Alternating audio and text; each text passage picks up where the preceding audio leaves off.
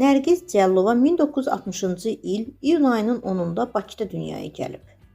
Ailədə iki bacı, bir qardaş olublar. Orta məktəbdə oxuduğu illərdə musiqi təhsili almağa başlayır. 10 illik musiqi təhsilini başa vurur. İncəsənətə həddindən artıq meyilli olduğundan hamı düşünür ki, o musiqi sahəsinə yönələcək. Amma gözlənilənin əksinə olaraq Nərgiz 1978-ci ildə Azərbaycan Dövlət Neft Akademiyasına qəbul olunur. Akademiyanı bitirəndən sonra televiziyada müsabiqə olduğunu eşidir və orada qatılmaq qərarına gəlir. Müsabiqədəki komissiyanın tərkibində məşhur diktor Rafiq Hüseynov da olur. Bir neçə mərhələni uğurla keçən Nərgiz yaxşı nəticə əldə edərək müsabiqədən tam formada keçərək 1983-cü ildə Azərbaycan televiziyasında çalışmağa başlayır.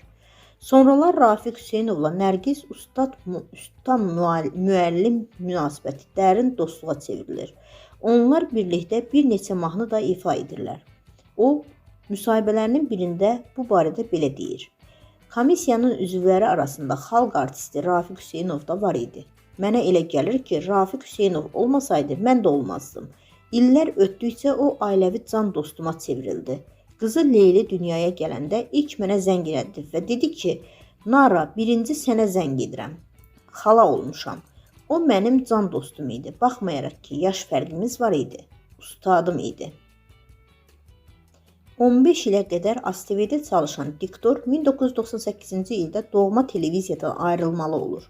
Sonraki illərdə isə ABA, Space və Lider kanallarında fəaliyyətini davam etdirir. Nərgiz Cəllova ali təhsil aldığı illərdə tələbə yoldaşı ilə eşq yaşayır. Ailə qurmaq qərarına gələn cütlüyün yolları sonradan kədərli şəkildə ayrılır. Cəllova öz müsahibələrində xatırlayır.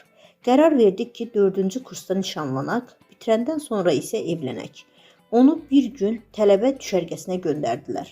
Oradan qaydanda onda dəyişiklik gördüm. Artıq o münasibətləri davam etdirə bilmədik və ayrıldıq. Acılı ayrılıq yaşadım, amma o zaman bu tələb olunurdu.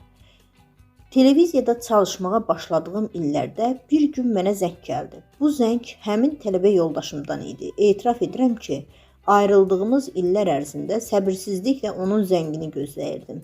Zəngində bildirdi ki, mənimlə görüşmək istəyir. Görüşdük və mənə evlilik təklif etdi. Əvvəlcə razılaşdım. Adət-ənənələrə uyğun olaraq elçi gəldilər. Bir neçə gün keçdikdən sonra hiss etdim ki, daha əvvəlki duyğuları yaşaya bilmirəm. Bunu ona izah etdim, biz razılaşdıq və ayrıldıq. Daha sonra o ailə qurdu və Amerikaya köçdü. 25 il sonra həmin insandan mənə yenidən zəng gəldi. Onda məndə, o da öz həyat yoldaşlarımızdan ayrılmışdıq. İkimiz də subay idik. 25 ildən sonra o yenə də evlilik təklif etdi. Təbii ki, qəbul etmədim. Çünki axar suya ikinci dəfə girmək olmaz. Bu mənim xasiyyətimdir. Bir neçə il keçdikdən sonra o ikinci dəfə evləndi. Mən isə hələ də təkəm. Hərdən fikirləşirəm ki, ilk məhəbbətim məni rahat buraxmadı. Beləliklə, ilk məhəbbəti ilə heç cür qovuşa bilməyən diktor Rusiyanın ədliyyə orqanlarında işləyən ədliyyə general-leytenantı İlqar Əl-Hüseynoğlu Qasımov adlı insanla ailə qurur. Bu evlilikdən onların Nərmin adlı qızları dünyaya gəlir. Qızının 10 yaşı olanda aparıcı həyat yoldaşından ayrılaraq qızı ilə birgə yaşamaq qərarına gəlir. Diktorun ən çox sevdiyi idman növü tennisdir. Tennis sevgisi haqqında o belə deyir. Ən çox sevdiyim idman növü tennisdir. Əgər 25 yaşım olsaydı, mütləq tennislə peşəkar məşğul olardım. Təsəvvür edə bilməzsiniz, mən onları necə izləyirəm. Hətta baxanda qışqırıram. Yaxşı ki, evdə tək yaşayıram. Heç kim səsimdən qorxmur. O, 2009-cu ildə Xəzər TV kanalında Pəncərə, 2015-ci ildə isə ASTV-də Sevilənlər adlı verilişlərin aparıcısı olub. Müxtəlif TV layihələrində uğurla iştirak edib, tələbələr və ardıcıllarını yetişdirib. Nərgiz Cəllovanın qızı Nərmin bir neçə il əvvəl Uyğur vətəndaşı ilə ailə quraraq Çinə köçür. 62 yaşlı diktorun bir nəvəsi var.